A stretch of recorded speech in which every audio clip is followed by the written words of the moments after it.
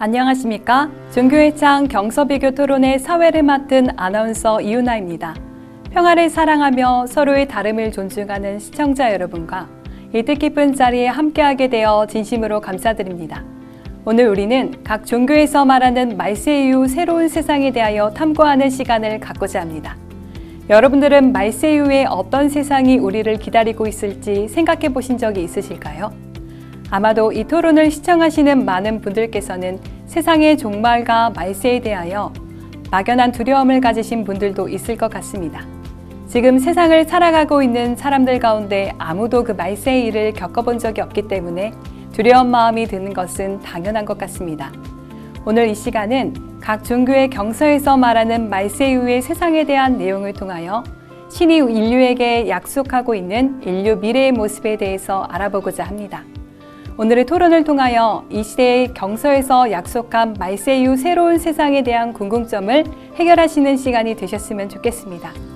그럼 오늘의 토론도 평화와 화합을 위한 귀한 밑거름이 되길 소망하며 토론을 이끌어 주실 HWPL 본부 종교연합 사무실 소장이신 박시몬 좌장님께 마이크를 넘기겠습니다. 안녕하십니까? 유림방송 HWPL 공동기획 종교의 창 경서비교 토론에 오신 것을 진심으로 환영합니다. 이 시간은 인류의 미래와 희망에 대해 각 종교 경서가 전하는 메시지를 살펴보고자 합니다. 오늘도 청년 시청자 여러분들이 참여해 주셨는데요. 청년 시청자 여러분들께서는 미래의 주인공으로서 오늘의 토론을 통해 더 나은 세상을 위한 영감을 얻으시길 바랍니다. 여러분의 꾸준한 관심과 참여가 이 토론회를 더욱 뜻깊게 만들고 있습니다. 지난 12회차 토론에서는 각 종교에서 말하는 말세에 대해 논의하며 많은 관심을 받았습니다. 이번에는 한 걸음 더 나아가서 말세 이후의 새로운 세상에 대해 함께 알아보겠습니다. 오늘도 유교, 불교, 기독교 패널 분들이 함께 해주셨습니다. 먼저 유교 패널로 우석대학교 평생교육원 교수이신 황대근 박사님 나오셨습니다. 안녕하십니까, 황대근입니다. 다음으로 불교 패널로 한국불교 법화종 종정이신 혜원 스님 나오셨습니다. 네, 반갑습니다. 혜원입니다. 그리고 기독교 패널로 이지연 신천지예수교 총회교육부장님 나오셨습니다. 안녕하십니까. 신천지 예수교 이지연 교육부장입니다. 반갑습니다. 오늘의 토론 주제는 각 종교에서 말하는 말세 이후 새로운 세상입니다. 많은 종교 경전에는 말세에 대한 예언이 기록되어 있습니다. 말세 이후에는 어떤 세상이 펼쳐질지에 대한 궁금증과 함께 종말에 대한 막연한 두려움을 가진 이들도 많습니다. 하지만 일부 경전에서는 부패한 세상이 심판받고 새로운 유토피아가 시작된다는 소망의 메시지를 전하기도 합니다. 말세 이후의 세상은 어떤 모습일까요?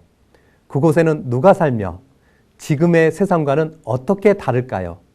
오늘은 각 종교 경전이 말하는 말세 이후의 세상에 대해 살펴보며 인류의 미래의 모습을 함께 알아보고자 합니다. 먼저 패널분들께 OX 질문을 드리겠습니다. 귀 경서에는 말세 이후 있게 되는 새로운 세상에 관한 내용이 기록되어 있습니까? 지금 패널분들은 기록이 있으면 O, 없으면 X를 들어주시면 되겠습니다. 네, 유교와 불교, 기독교 모두 O를 들어주셨습니다. 오늘도 토론의 발제 내용이 기대됩니다. 패널분들은 귀 경서에서 말하는 말세 이후 열리는 새로운 세상은 어떤 세상이며 언제 어떻게 있게 되는지 경서를 근거로 설명해 주시면 되겠습니다. 저는 오늘 토론의 관전 포인트는 각 종교 경서에는 말세 이후 약속된 새로운 세상은 무엇이며 언제 오는지, 그 세상에 들어가는 이는 누구이며 어떤 조건을 갖추어야 하는지, 그리고 기존 세상과는 어떻게 다르며 각 종교의 새로운 세상이 인류에게 어떤 희망과 소망의 메시지를 전하는지 비교해 보는 것이라고 생각합니다. 그러면 이제 각 종교별로 경서를 근거로 발제를 들어보도록 하겠습니다. 발제 순서는 유교, 불교, 기독교 순으로 발제하겠습니다. 발제 시간은 9분입니다. 먼저 유교 황대근 박사님의 발제를 들어보겠습니다. 예, 유교에서 먼저 말씀드리도록 하겠습니다. 유교는 본래 종말론적인 종교는 아니지만 경서 곳곳에는 시대의 혼란과 그 이후 도래할 이상적 세계에 대한 언급이 존재합니다. 예기, 중용, 역경 등 유교 경전과 더불어 김일부 선생의 정역에는 도덕이 무너지고 질서가 파괴된 혼란한 시대가 도래한 뒤에는 다시 회복과 평화의 시기가 올 것임을 시사하고 있습니다. 이러한 관점에서 유교는 단지 현재의 도덕적 삶을 강조할 뿐만 아니라 장차 다가올 새로운 세상에 대한 희망의 메시지도 함께 전하고 있다. 이렇게 말씀드리겠습니다. 자, 유교에서 말하는 말세라는 것은 자연의 질서와 인간 사회의 도리가 무너진 혼란한 시대를 뜻합니다. 이는 인간 사회의 도덕적 붕괴와 그로 인한 혼란을 상징적으로 표현한 것입니다. 중용에서는 도가 행해지지 않을 때는 성인이 숨는다라고 하였으며 이는 하늘의 이치가 드러나지 않는 암흑기를 뜻합니다. 이러한 시기에는 군자가 자출을 감추고 소인이 권력을 잡아 세상을 어지럽히게 되며 백성들은 혼란과 고통 속에서 방황하게 됩니다. 그러면 이제 말세 이후 도래할 이상 세계는 어떤 것인지 좀 설명을 보도록 하겠습니다. 유교 경전에서는 말세 이후 세상을 도의 회복과 천명의 실현으로 이해할 수가 있습니다. 예기, 예언편에는 태초의 이상사회, 곧 대동사회에 대해서 언급하고 있으며 이는 곧 말세 이후 회복될 이상적 세계의 원형으로 여깁니다. 대동사회란 사욕이 없고 덕이 중심이 되어 모든 백성이 공공의 이익을 위하여 살아가는 세상입니다. 지혜 있는 자가 능력을 발휘하고 신이 있는 자가 서로 믿으며 노인이 편안하고 아이가 보살핌을 받는 세상으로 묘사되며 이는 유교가 궁극적으로 지향하는 인간 공동체의 이상 세계를 말하는 것입니다. 이러한 세계에서는 권력이 소인에게 돌아가지 않으며 군자가 도를 펼치고 해와 악을 통해 질서와 조화가 회복됩니다. 말세 이전 혼란과는 대조적으로 말세 이후 세계는 조화와 도덕이 중심이 되는 시대이며 하늘의 뜻과 인간의 윤리가 일치하는 사회로 나아가게 됩니다. 자, 그러면은 말세 전과 말세 후에 어떤 세상이 일어나는지 정역에서 언급하는 부분들을 설명드리도록 하겠습니다. 지금 이제 현재의 세상이죠. 문왕 이후, 문왕 8개 시대 이후 현재의 세상을 지금 이렇게 표현한 것입니다. 첫 번째는 기울어진 세상이다. 그래서 이제 왜 기울어진 세상이냐 이렇게 말하냐면은 지축이 23.7도 기울어져 있죠. 그러다 보니까 이게 바른 세상이 안 된다는 겁니다.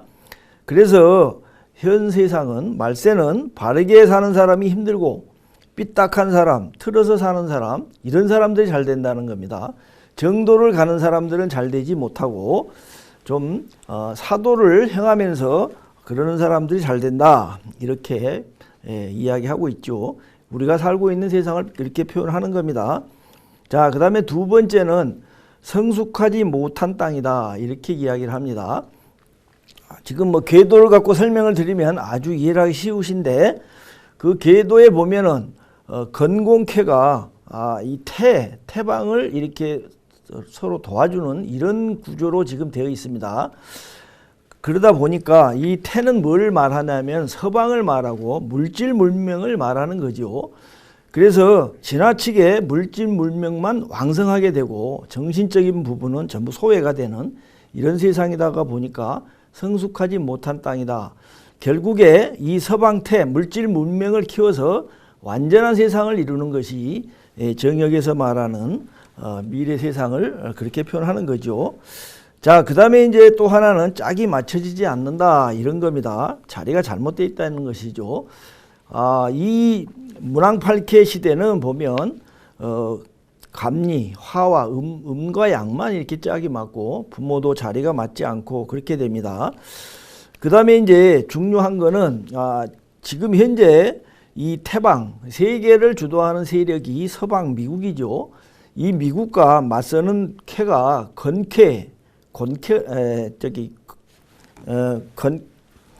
진캐죠.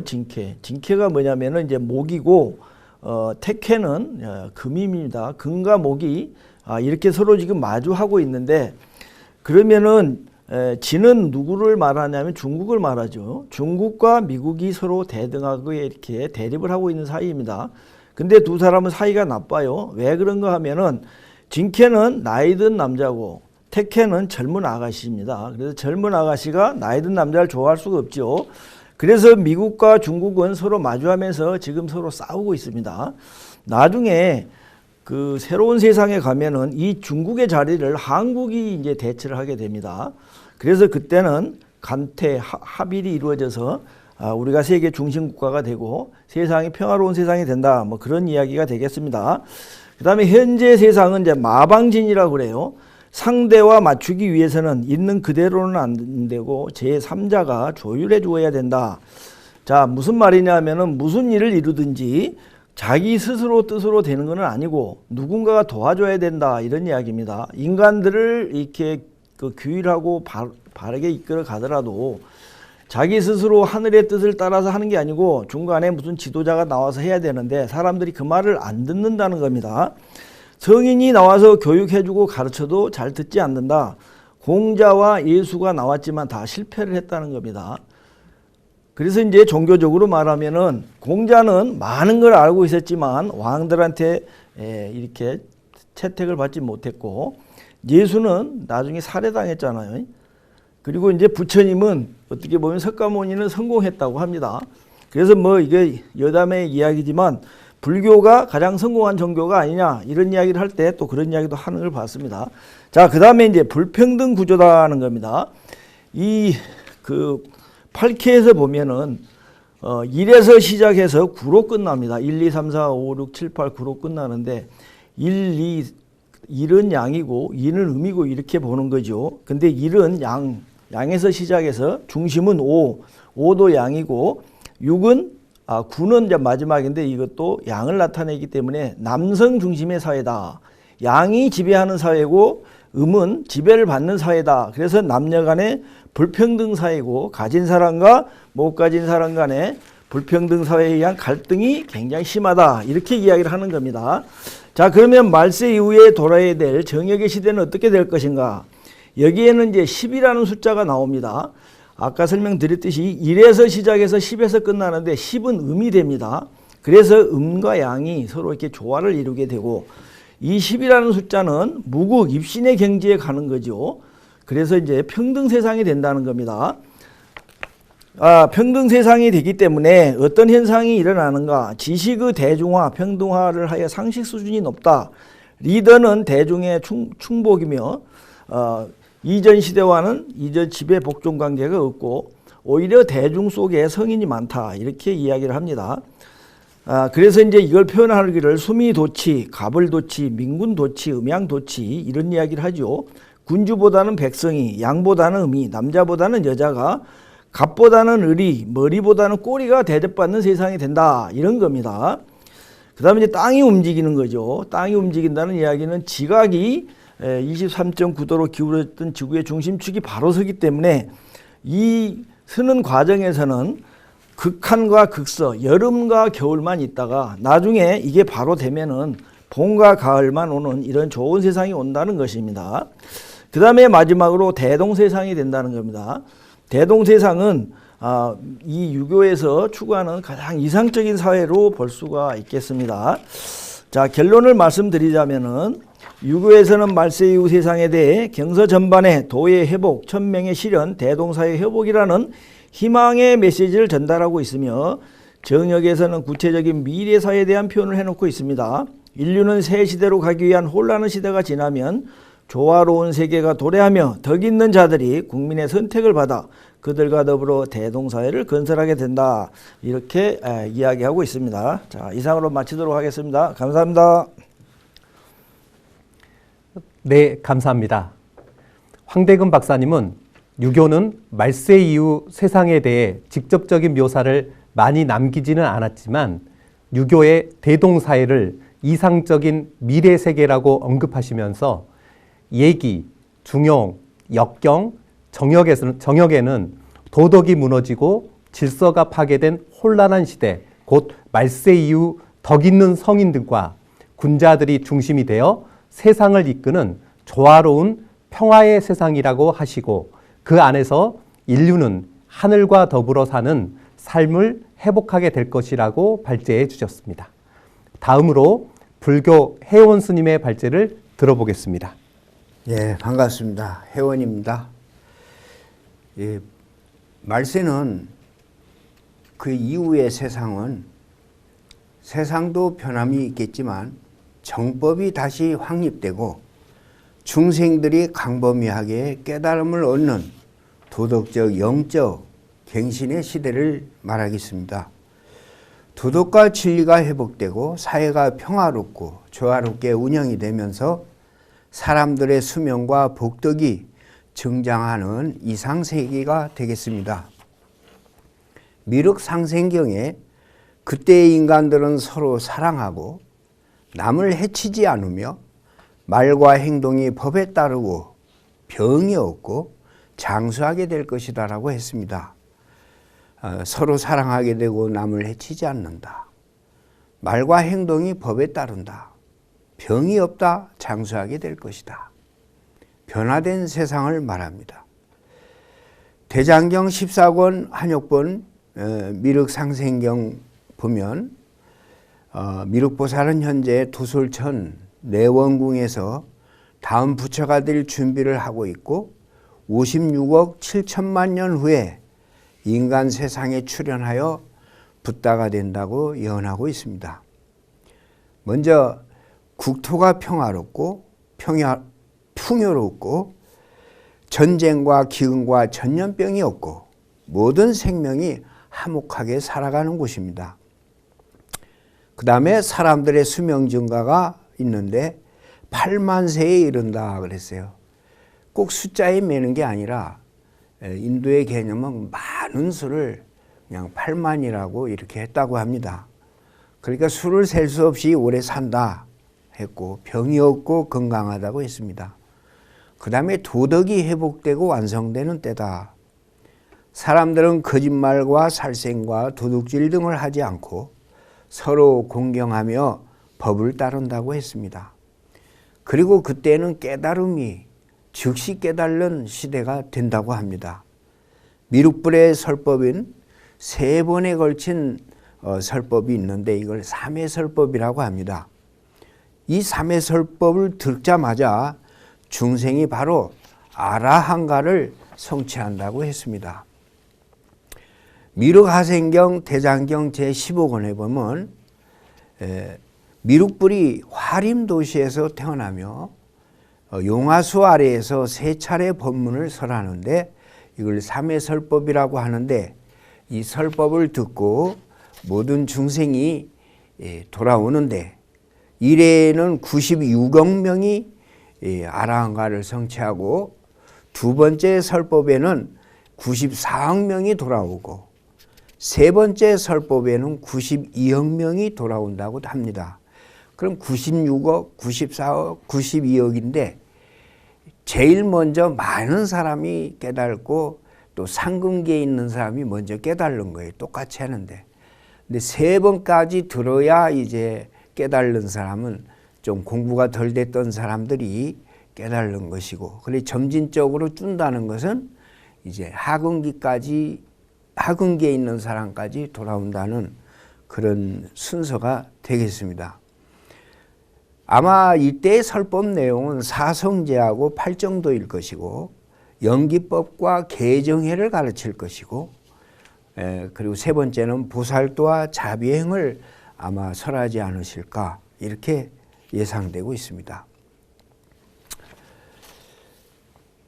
그래서 우리 부처님께서는 이제 이렇게 함으로써 중생이 구제되고 용화 정토가 이상향이 도래하고 인간과 자연, 사회의 도덕적인 조화가 맺어지고 부처님의 가르침이 재확립되어서 부처님 법이 완성이 되는 그러한 때를 나타내고 있습니다. 미륵 부처님의 설법은 바로 자비의 실천을 강조하는 것인데, 지금의 우리가 꼭 미륵 부처님의 시대를 기다리면서만 살아야 될 것인가? 물론 흠모하고 사모해야 되겠지만 그렇다면 희망이 없는 것이냐? 그건 아니에요. 그러니까 미륵불은 후세에 오시지만 당장 지금 이 자리에서 성불을 하려고 하는 그런 노력과 수행이 있어야 된다는 거죠. 그러니까 미륵의 마음을 지금 당장 이 자리에서 실천하라는 것입니다. 이것이 이제 티베트 불교에서 가르치는 거고, 정토교에서는 미륵의 법문을 듣기 위한 준비로서 정토에서 환생하고 있다가 미륵불이 오실 때 함께 또 성불의 길로 간다라고 하십니다. 그리고 법화에서는 법화경을 실천하는 이가 미륵불로서 지금 당장 미륵불이 내가 되어라, 이렇게 얘기를 하고 있습니다. 꼭 기다리는 것도 최선이기도 하겠지만 금생을 그러면 그냥 허비할 것이냐 이 말이죠. 이 금생의 부처가 되려고 또 노력도 해야 된다고 하는 겁니다. 대중의 삶에 주는 교훈이 자비 실천입니다. 미륵불은 자비의 상징이고 말법시대의 해법은 남을 위한 이타적인 삶입니다. 내면 혁명이 있어야 되는데 미륵불처럼 살아가는 삶의 중요성을 강조하고 있습니다. 그리고 공동체적인 회복이 있어야 되는데 윤리와 평화로운 마음을 통한 새로운 세상 열기를 펼쳐나가야 됩니다. 그리고 영적 준비입니다. 미륵불의 설법을 듣기 위한 수행과 성찰을 해야 됩니다. 미륵불의 설법은 단지 먼 미래의 사건이 아닙니다. 티베트 불교는 자비의 실천, 정토신앙은 지속과 왕생, 그리고 법화 불교는 지금 이 순간의 실천을 강조하고 있습니다. 즉 미륵은 아직 오지 않았지만 이미 우리 안에 살아있어야 한다는 것이 불교적 해석의 정수가 되겠습니다. 미륵의 세계는 지금 이 순간 내 마음에서부터 시작을 해야 됩니다. 오실 그분이지만 그 오실 분을 맞이하기엔 준비도 바로 이 자리에서 해야 되고 현세에서도 부처가 되려고 하는 공부를 해야 될 것입니다. 감사합니다. 네, 감사합니다. 잘 들었습니다. 혜원 스님은 불교 경전에서 말하는 말세 이후의 새로운 세상은 미륵불의 출현과 함께 시작되며 용화세계, 미륵종토라고 한다. 미륵불의 3회 설법으로 정법이 확립되고 육도윤회의 모든 중생을 포함하여 282억의 중생들이 광범위하게 깨달음을 얻는 도덕적, 영적 갱신의 시대를 의미한다. 그때에는 도덕과 진리가 회복되고 사회는 병과 고통이 없이 평화롭고 사람들의 수명과 복덕이 늘어난다고 발제해 주셨습니다. 마지막으로 기독교 패널이신 신천지 이지연 총회 교육부장님의 발제를 들어보겠습니다. 네, 반갑습니다. 신천지 예수교회 이지연 교육부장입니다. 말세 이후 새로운 세상에 대하여라는 내용으로 기독교의 경서인 성경을 기준해서 내용을 말씀드리겠습니다. 먼저 기독교 경서인 성경에는 이 말세에 대한 개념에 대해서 지구촌이 어떤 물리적으로 끝이 나거나 소멸되는 그러한 말세나 종말을 말하는 것이 아니고 종교적인 종말, 즉 시대적인 종말을 성경에서는 말세이다 이렇게 말을 하고 있습니다. 그래서 말세라고 하게 되면 현 시점을 기준해 본다면 아담이 범죄하고 난 이후 부패한 모든 세계, 이러한 세계를 끝을 내고 새로운 세계를 시작하는 그러한 청산하는 일을 말세다 이렇게 얘기를 하고요. 이를 마태복음 13장 39절 내용에서는 세상 끝이다 이렇게 말을 하고 있습니다. 그래서 세상 끝이라고 했는데 문제는 어떤 세상인가? 이 지구촌의 물리적인 세계인가? 성경은 선민에 대해서 쓰여진 글로서 종교 세계를 두고 말합니다. 즉 사단이 주관했던 부패한 모든 세계를 끝을 내고 하나님이 통치하시는 새로운 세계가 시작되는 시점을 말세라고 말씀을 합니다. 그렇다면 말세 이후에는 어떤 세계가 있게 되는가? 성경에서는 새하늘 새 땅이라고 하는 새로운 세상이 열린다고 성경에 약속되어 있습니다. 해서 요한계시록 6장과 7장에 그 내용이 기록이 되어 있는데요. 6장은 끝나는 세계요. 7장은 새로 창조되어서 영원한 세계를 알리고 있습니다. 해서 이 계시록 7장의 나라는 12지파로 구성된 하나님의 나라입니다. 새하늘 새 땅은 어떤 세계일까요? 성경에서는 새하늘 새 땅은 하나님이 직접 통치하시는 새로운 종교 세계라고 말씀을 하고 있습니다. 즉 새나라 새민족이다 이렇게도 말을 하는 것인데요. 그래서 이 말세다, 즉 세상 끝이라는 것은 지구촌의 종말을 두고 말한 것이 아니고 한 시대를 심판하는 종교적인 말세이고 그 내용에 대한 기록이 요한계시록 6장의 내용이 되겠습니다. 또한 이러한 일이 있고 나서 즉 말세의 사건이 있고 난 후에 계시록 7장 1절 내용부터 보니 하나님이 함께 하실 새 선민을 재창조를 하게 되는데요. 그 내용이 요한계시록 7장의 내용이 되겠습니다. 이렇게 하나님께서는 부패한 모든 종교 세계를 끝을 내신 후 새 세상, 즉 새하늘 새 땅을 창조하실 것을 성경을 통해서 예언을 하셨는데요.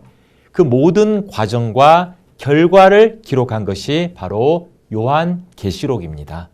해서 요한계시록은 새하늘 새 땅의 설계도이다라고 말씀을 드릴 수가 있겠습니다.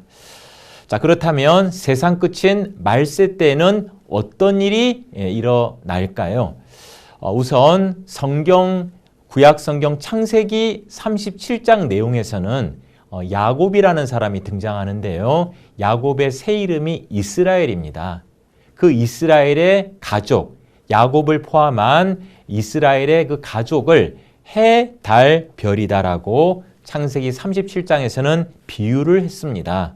해서 성경 예언서에서 말하는 해, 달, 별은 자연계의 문자적인 해, 달, 별을 말하는 것이 아니라 이를 비유한 하나님의 선민의 가족을 뜻한다는 것을 알 수가 있습니다.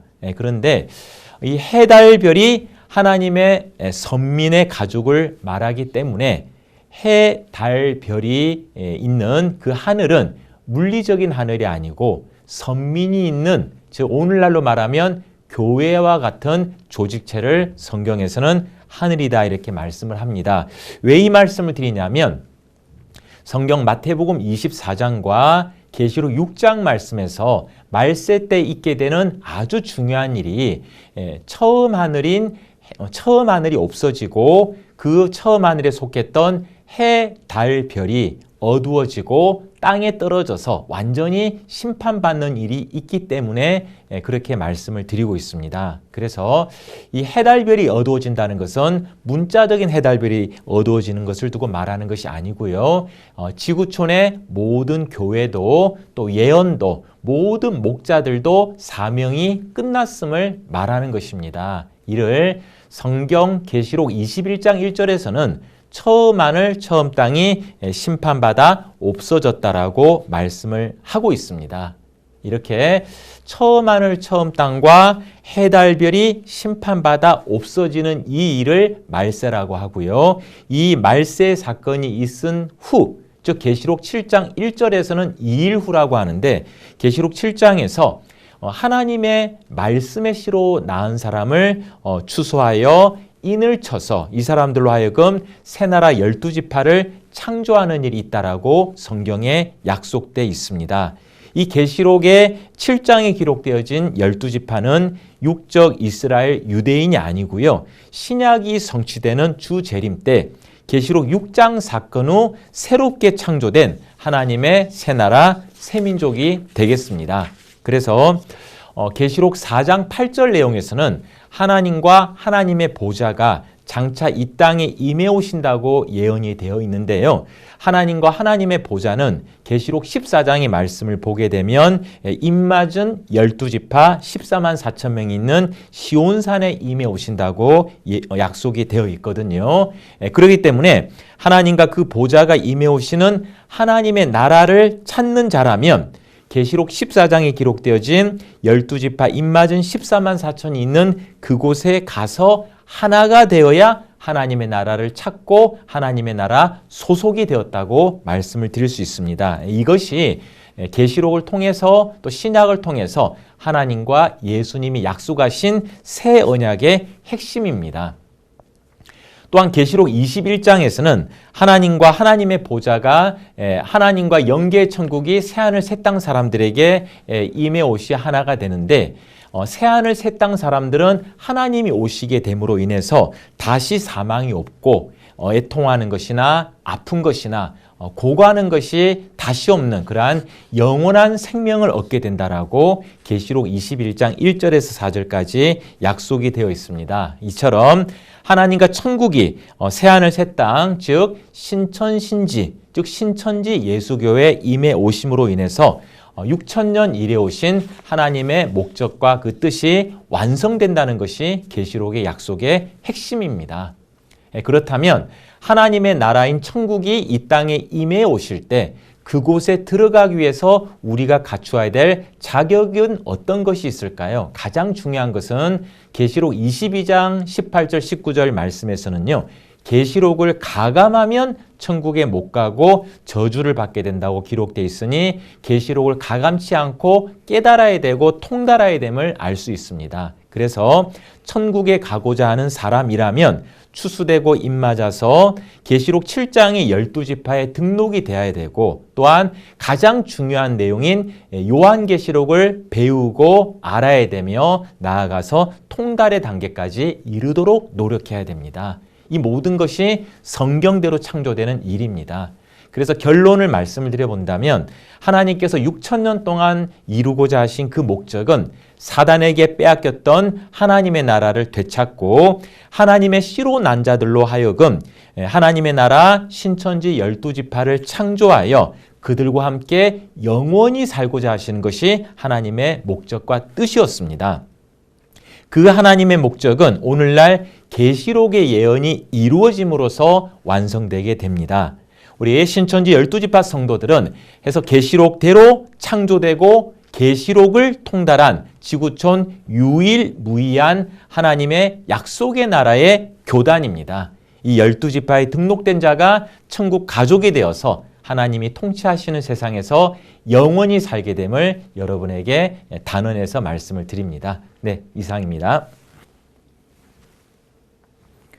네, 감사합니다. 잘 들었습니다. 이지연 총회 교육부장님은 기독교의 성경에서의 말세는 종교적 차원의 시대적 종말을 의미하며 말세 이후에 새로운 세상은 새하늘 새 땅이다. 이곳에 하나님과 영계 천국이 임해 오게 되니 하나님이 직접 통치하시는 세상이며 죽음과 고통, 눈물이 없고 하나님의 영광으로 충만한 평화의 세계가 이루어지게 된다. 따라서 이 세계에 들어가기 위해서는 계시록 7장과 같이 추수되어 입맞아 12지파에 등록되어야 하기에 반드시 요한계시록을 알아야 한다고 발제해 주셨습니다. 네, 오늘 발제 잘 들었습니다. 이 시간은 시청자들의 이해를 돕기 위해 좌장이 패널분들에게 공통 질문을 드려보는 코너입니다. 말세 이후 새로운 세상은 기존 세상과 어떤 차이점이 있고 인류에게 유익한 점은 무엇인지 설명해 주시기 바랍니다. 답변 시간은 2분 드리겠습니다. 유교, 불교, 기독교 순으로 답변을 들어보겠습니다. 예, 유교에서 먼저 말씀드리도록 하겠습니다. 자, 이제 그 유교에서 말하는 그 정역에서는 앞으로 펼쳐질 세상에 대해서 기존에 우리가 살아왔던 현재 세상과 차이점에 대해서 이렇게 설명을 하고 있습니다. 지금 현재는 기울어진 세상이다 보니까 바르지 못한 사람들이 성공을 많이 했는데 이제 이 새로운 세상이 펼쳐지게 되면 모든 게 바르게 이루어진다는 것입니다. 이 지축이 23.5도로 기울어져 있던 게 바로 서기 때문에 이 땅만 그런 게 아니고 사람들도 바르게 살게 된다. 그래서 이제 지금처럼 이렇게 삐딱하다든지 겉모술수로 성공하는 사람은 힘들게 살게 되고 세상을 바르게 사는 사람들이 성공을 하게 된다. 이렇게 된다는 것입니다. 우리가 세상살이를 할 때 보면은 바르게 사는 사람은 항상 지금은 어떻게 보면은 천대받고 살죠.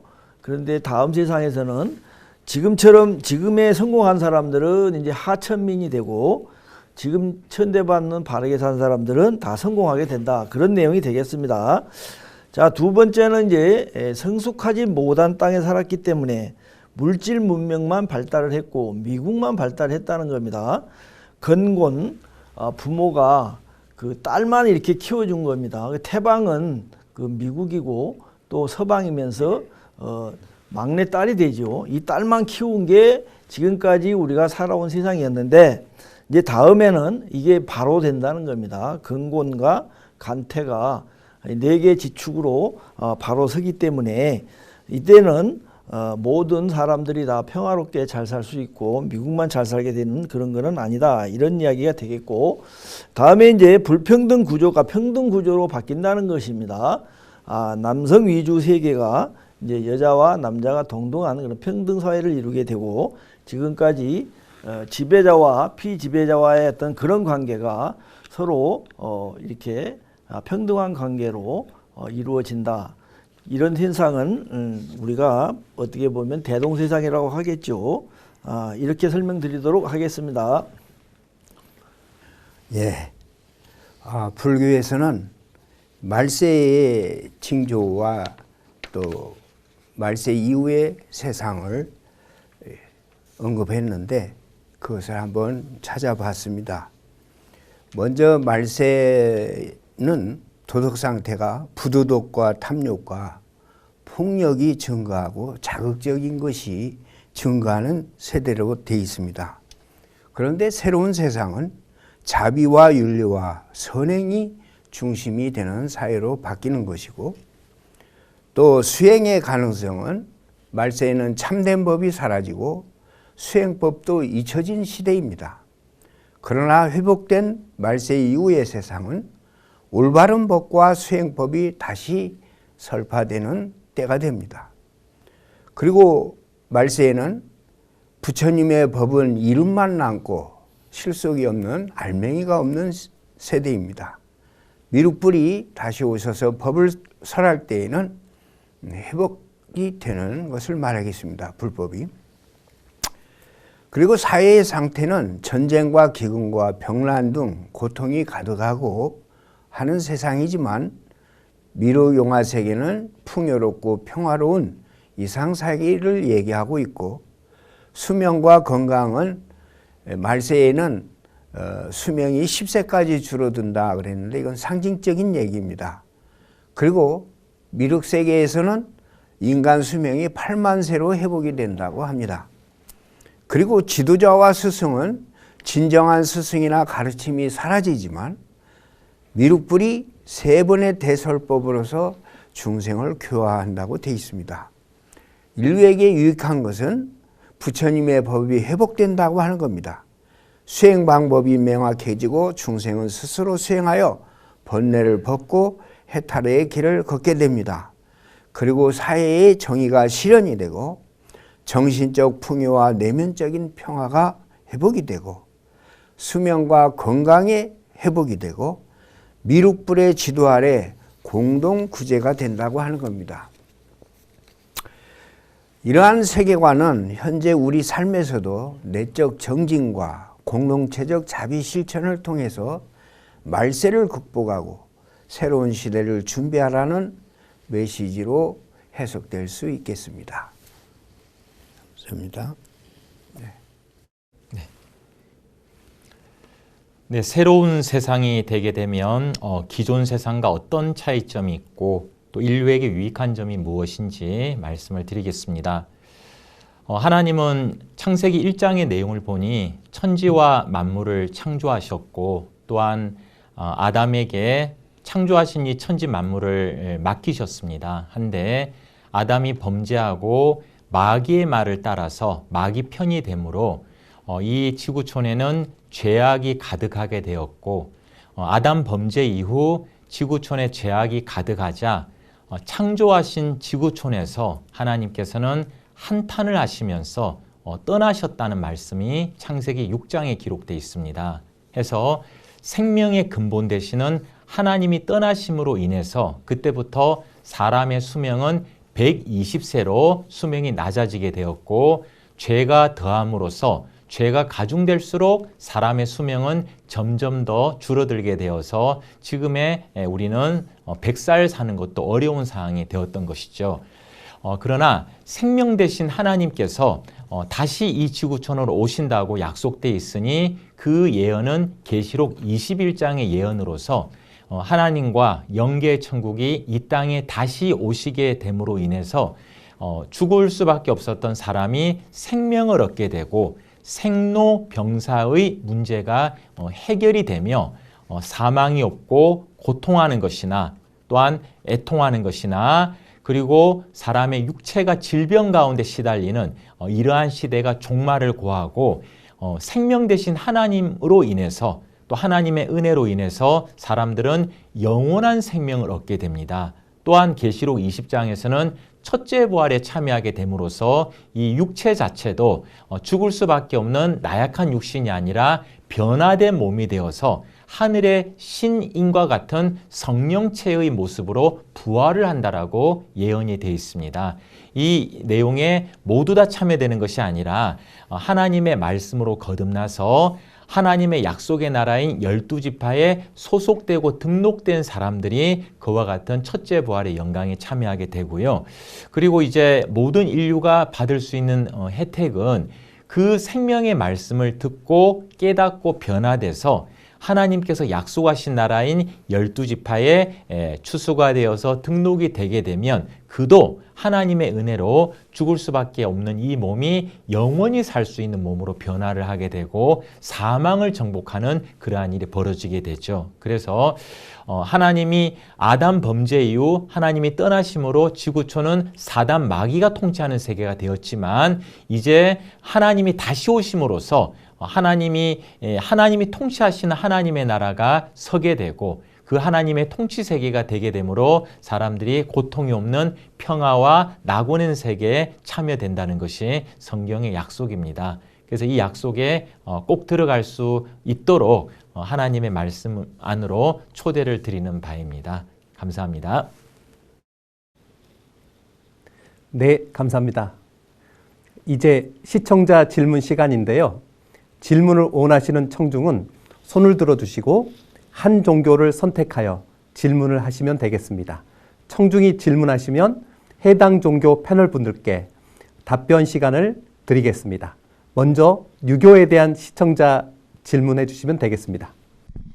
안녕하세요. 성남 사는 김경미라고 합니다. 저는 유교 패널 분께 질문 드리고 싶습니다. 유교에서 말하는 대동사이가 정역의 괴라는 법칙대로 알아서 오는 것인지 아니면 인간이나 하늘이 직접 이루어가는 것인지 궁금합니다. 예, 질문 감사합니다. 답변 드리도록 하겠습니다. 자, 지금 현재 이 변화가 되고 있어요. 우리가 지금 말하는 말세가 진작에 시작이 됐다. 정역에서는 이렇게 말합니다. 정확하게 표현하면은 1984년부터 시작이 됐다. 이렇게 보시고 정역에서 말하는 그 평화로운 대동사회는 지금 진행 중이다. 이렇게 이해하시면 될 것 같습니다. 그러면은 언제 완성이 되느냐? 지금부터 1984년부터 100년에 이르는 2084년에 변화가 완성이 된다. 지금 뭐 이런 식으로 지금 표기가 되어 있습니다. 자, 그러면은 이 변화를 어디서 가장 먼저 느낄 수가 있는가? 그거는 우리나라를 보시면 됩니다. 우리 한국이 이 변화에 주도된 그런 땅이 되는 것이고, 이 한국에서 살아가고 있는 사람들의 모든 모양이 미래 사회를 결정짓는 어떤 표본이 된다. 이렇게 이해를 하시면 되겠습니다. 자, 이상으로 답변을 마치겠습니다. 네, 불교에 대한 질문 들어보겠습니다. 네, 안녕하세요. 과천 사는 류지석이라고 합니다. 저는 1회차부터 이 토론을 꾸준하게 챙겨보았는데요. 일전에 스님께서 말씀하신 불교의 설화 중 본래 인간은 빛과 같은 모습이었다가 어떤 달콤한 흙을 먹고 육체를 가지게 되었다고 말씀하셨었는데, 만약 그럼 용화 세계가 도래하게 되었을 때 우리 중생들은 다시 이전 육체를 가지기 이전의 모습으로 되돌아가게 되는지 궁금합니다. 예, 아주 반갑고 또 제가 이렇게 해도 아무 반응들이 없었는데 듣고 있었다고 하는 증거가 돼서 너무나 기쁩니다. 불교에도 이런 심오한 진리가 있는데 그걸 기억해 줘서 너무나 감사합니다. 사실 장하엄경과 대장엄경에 초기 인류상이 있는데요. 물질적인 육체가 아닌 광명으로 이루어진 청정한 존재였다라고 기술하고 있습니다. 이들은 욕계를 초월해서 식욕이나 성욕에서 벗어나 있었고 공중을 이렇게 날라도 다녔어요. 그리고 서로 간의 구별이나 탐욕이 없었다라고 합니다. 장아엄경 제27권 중에 그렇게 나와 있어요. 이 상태를 광명신 또는 자성청정의 존재로 간주하고 있었고, 자타의 구별이 없이 평등한 세계에서 살았습니다. 그런데 사람이 달콤한 지수화풍의 물질을 좋아 보이기 시작하면서 그걸 취하기 시작했어요. 경전에는 이게 이제 거품과 같은 것을 했는데 그걸 먹기 시작했다가 점점 물질적인 것을 취하게 된 겁니다.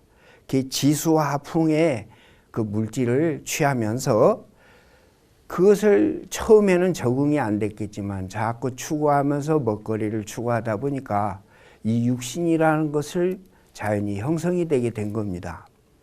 그래서 식은 곧 업의 근원이 된다라고 장하엄경 제27경에 말했어요. 먹는 것이 곧 업의 시작이었던 거예요. 그게 식탐이라는 것이 인류에게는 가장 첫 번이 됩니다. 애가 태어나자마자 빨아대는 것이 어머니 젖이에요.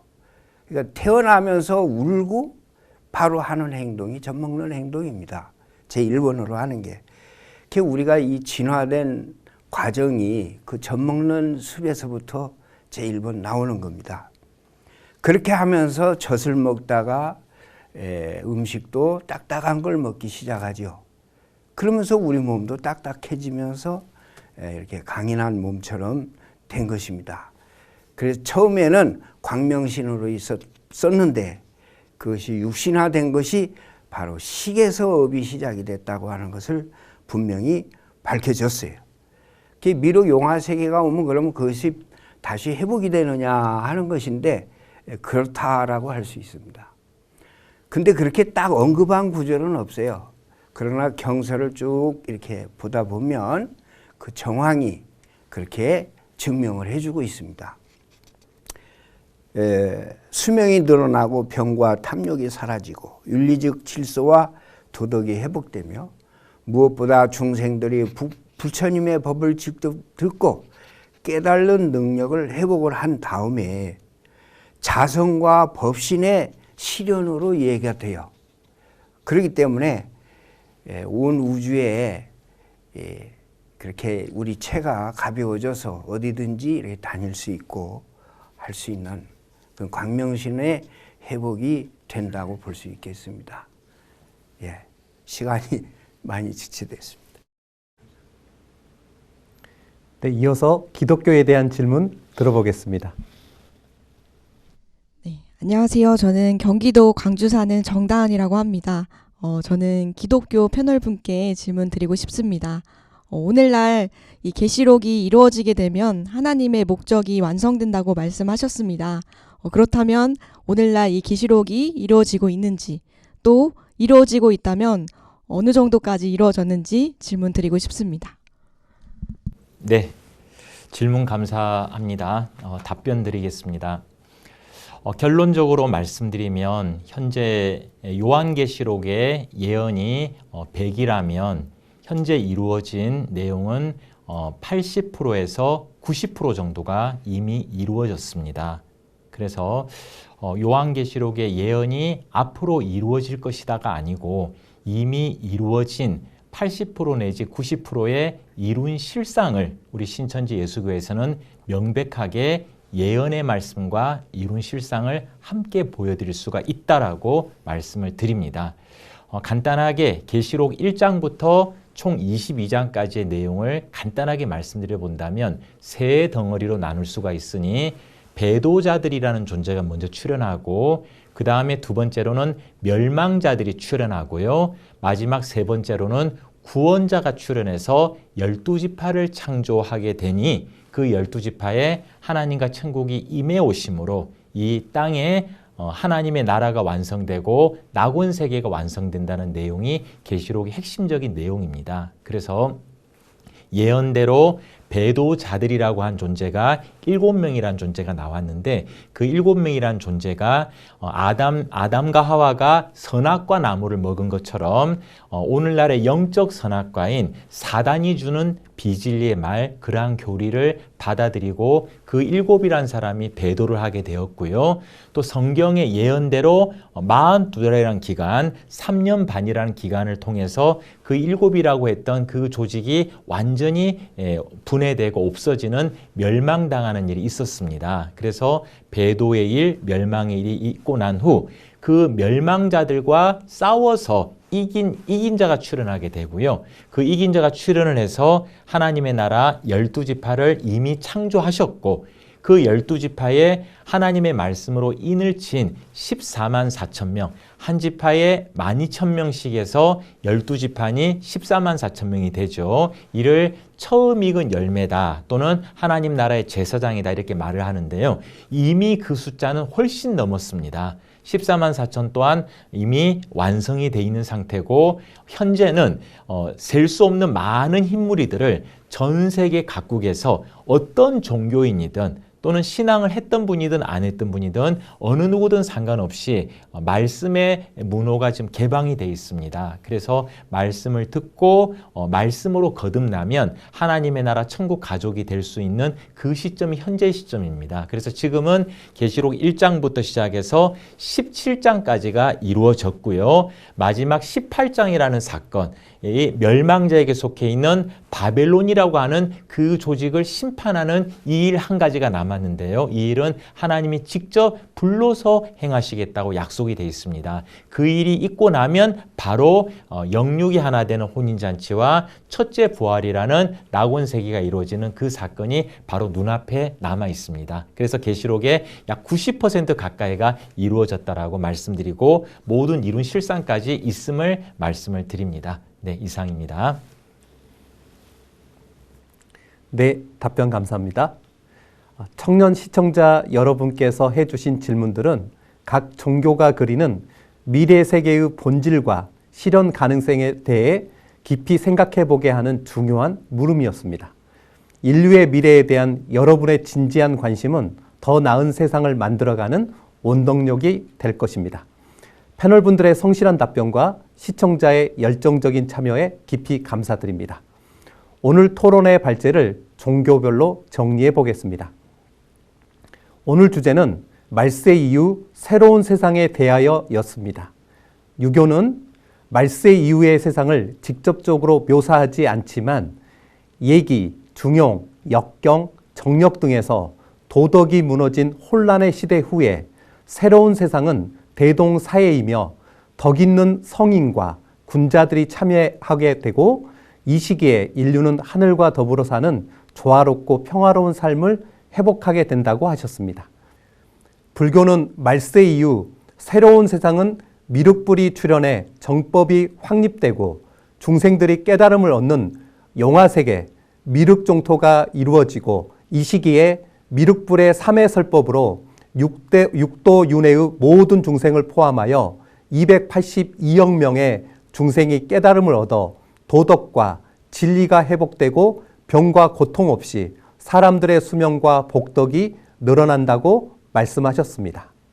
기독교에서는 말세는 계시록 6장의 해달별이 어두워지고 떨어지는 종교적 시대적 종말을 의미한다. 말세 이후 새로운 세상은 계시록 21장의 새하늘 새 땅이며 이곳에 하나님과 영계 천국이 임해 오게 되니 하나님이 직접 통치하시는 세상이며 죽음과 고통, 눈물이 없고 하나님의 영광으로 충만한 평화의 세계가 이루어지게 된다. 따라서 이 세계에 들어가기 위해서는 계시록 7장과 같이 추수되어 입맞은 12지파에 등록되어야 하기에 반드시 요한계시록을 알아야 한다고 하셨습니다. 오늘 토론은 각 종교가 제시하는 미래 세계의 비전을 탐구하는 뜻깊은 시간이었습니다. 이를 통해 종교적 가르침이 단순히 현세의 삶을 인도하는 것을 넘어 궁극적인 희망과 이상향을 제시하고 있음을 알 수 있었습니다. 비록 각 종교가 말하는 미래 세계의 모습은 다양하지만 공통적으로 진리가 있고 정의와 평화, 조화가 이루어진 세상을 지향한다는 점에서 인류의 보편적 염원을 담고 있다는 것을 확인할 수 있었습니다. 시청자 여러분, 오늘 토론은 어떠셨나요? 종교의 창, 경서비교 토론은 종교의 심오한 가르침을 학문적으로 탐구하며 우리 삶에 깊은 통찰과 영감을 주고자 노력하고 있습니다. 오늘 살펴본 각 종교의 미래, 세계에 대한 비전은 현재를 살아가는 우리에게 방향성과 희망을 제시해 주었다고 생각합니다. 다음 토론에서도 뜨거운 관심과 사랑을 부탁드리며 좀 더 흥미롭고 의미 있는 주제로 여러분을 찾아뵐 것을 약속드립니다. 함께 해주신 패널분들 그리고 시청자 여러분 진심으로 감사드립니다. 토론에 함께 해주신 모든 분들에게 다시 한번 감사의 마음을 전합니다. 오늘 토론은 종교의 다양성을 인정하고 각 경서가 전하는 공통된 가르침을 발견함으로써 서로의 다름을 이해하고 존중하는 시간이 되었습니다. 앞으로도 우리는 경서를 통하여 진정한 평화는 무엇인지, 그리고 어떻게 하면 진정한 평화를 꽃피우고 실현할 수 있을지에 대하여 함께 모색할 것입니다. 기쁜 지혜들을 함께 나누며 우리의 마음속에 평화와 소망이 자리할 수 있도록 앞으로도 많은 관심과 성원 부탁드리겠습니다. 이것으로 종교의 창 경서비교 토론을 마치겠습니다. 시청해주신 여러분, 다음 시간에 또 뵙겠습니다. 감사합니다.